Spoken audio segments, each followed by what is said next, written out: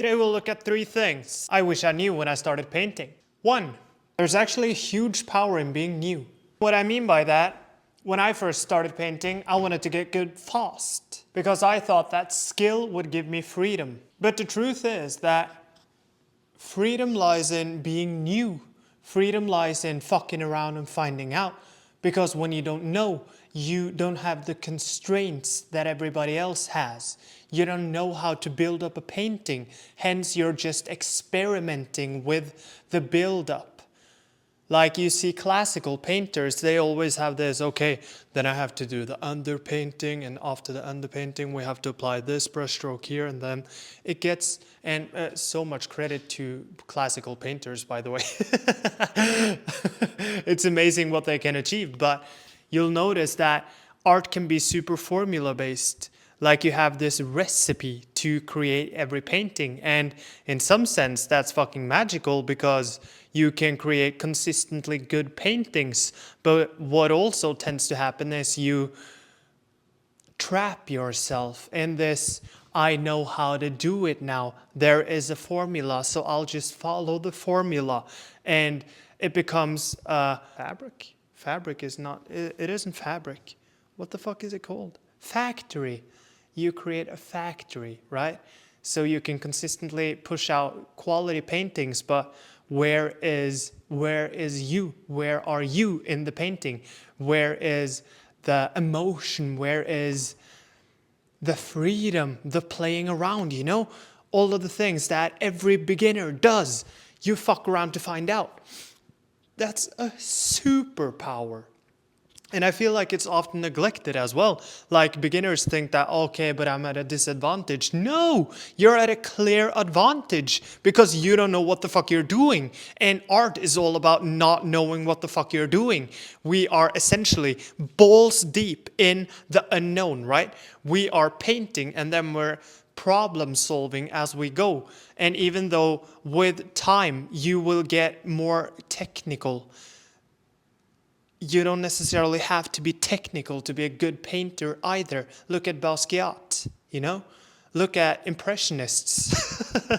Not that Impressionists aren't good. They're fucking magical as well. But expression can be super authentic and super raw. It doesn't have to be constrained. Yeah. We are at number 2. Every artist has been through a period of, I want to paint pretty pictures. I want them to look good, you know? And essentially moving more into interior art than actual art. Well, every kind of art is art, so it's not that. But for me personally, I was chasing perfection. I was chasing pretty pictures. I was chasing good-ass portraits. And those paintings, they're magical to look at, but where is the emotion? Where is the emotion? And emotion is flawed. Emotion is messy. Emotion is everything you don't want to show. Emotion is what will make you nervous to show a painting. I've never been nervous to show a pretty painting, but the second I wrap my soul or I unravel my soul in a painting, it can look horrendous, and I'm super fucking nervous to show it because in essence, it is me. It is me. It is how I view the world. We still want to study anatomy, and we want to study all of form and how to paint better, how to draw better. We want to do all of that. But the second you sort of grip too hard on the technicality of a painting, you tend to lose yourself in the painting. And the painting will become stiff, it'll become flat, and all of these things because you're essentially trying to control. It has to be good, right? Fuck good. Just let it be you. Let it be raw. Let it be authentic and messy. That's when the magic happens. Your art style isn't found. Your art style is revealed. Like I've copied quite a lot over the years because that's essentially how I learn. So I take from other artists and I implement it into my art. And for a good portion of the first, I would say 2.5 years that I've painted, I've always studied everybody else to try to paint more like them. because I like their style. I like what they're doing, right? And I went on yapping for half a fucking hour about this, but we'll keep it short. We'll keep it short. The essence of it, when I say your art style isn't found, it's revealed. The core message is your answers lie within. And it's also found over the years. This takes time. This is something that I didn't like hearing when I started making art. My mentor said that, or Steinar said that you have to give it time. And I was like, fuck that. I want it now. And I think that's something we now with social media crave more and more. Like, we want it now. We want the instant gratification, right?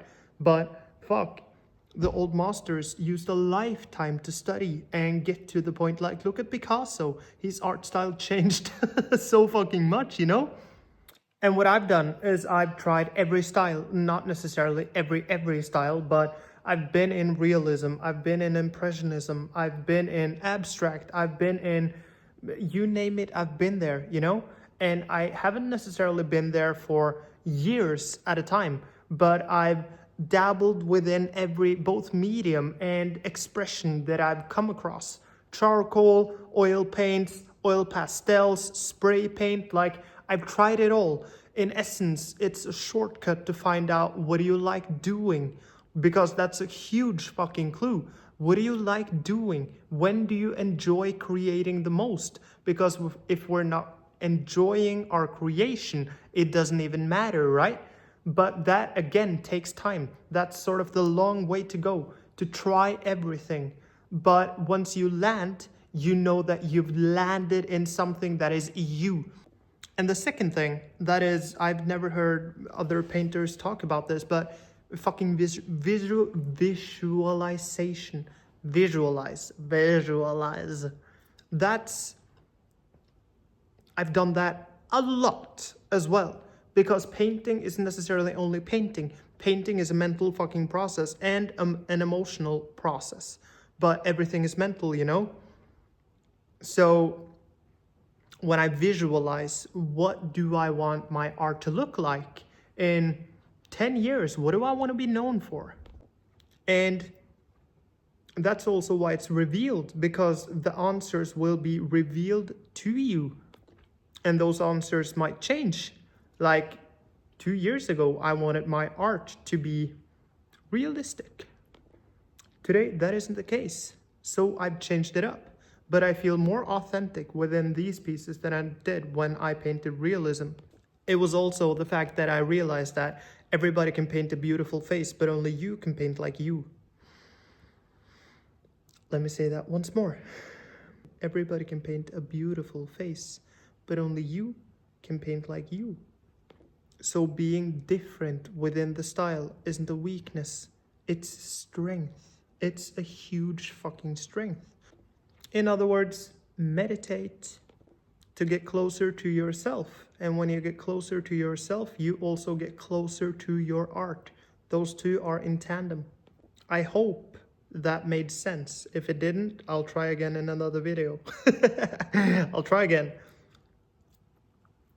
But until further notice, I hope this was helpful. Chat soon.